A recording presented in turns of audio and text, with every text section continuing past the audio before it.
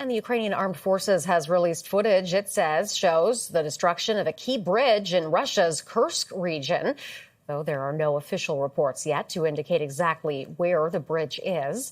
This is the second bridge Ukraine has hit in less than 2 weeks during its cross-border incursion. Russia's pro-Kremlin military bloggers have acknowledged the destruction of the first bridge, which spanned a river near the town of Glushkovo. All right, let's bring in Alexey Goncharenko, Ukrainian MP. Alexey, thank you very much for being here. Now, this Kursk offensive marks the biggest invasion of Russia since the Second World War. What will this mean for Ukraine going forward? So that means that Ukrainian army is capable of large-scale operations, and we have a huge success there.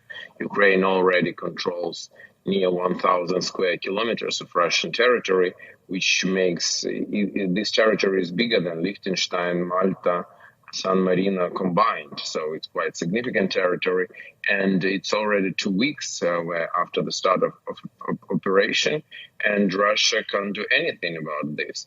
And all this fear of Putin that he will escalate and so on, and now everybody can see that Putin can just mumble something like what he is doing, and he can't do anything more. So I think this is a very important operation. I can't say anything about military point of view. I'm not a military person, and the war is very dynamic, so we don't know how it will develop.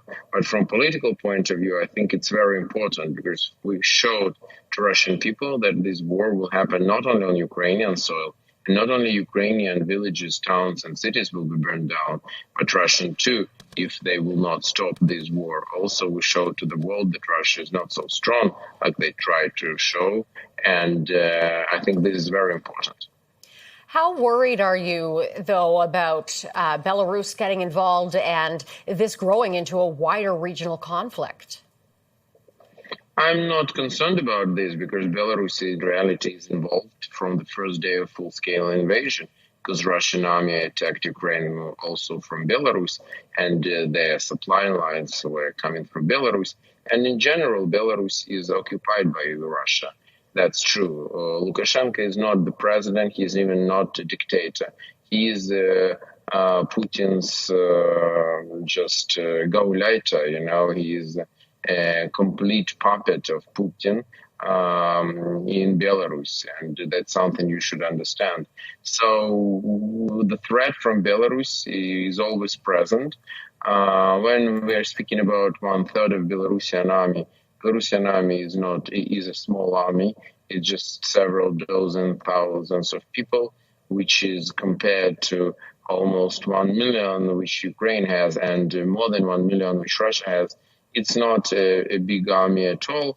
So, but so I'm not concerned about his threats, but definitely for Ukraine it's a problem that we should keep some forces on our northern border to protect us from new attacks from Belarus. Now, Russia still holds a large amount of land in the southern part of Luhansk, Donetsk. Is this incursion going to change things in the south for Ukraine?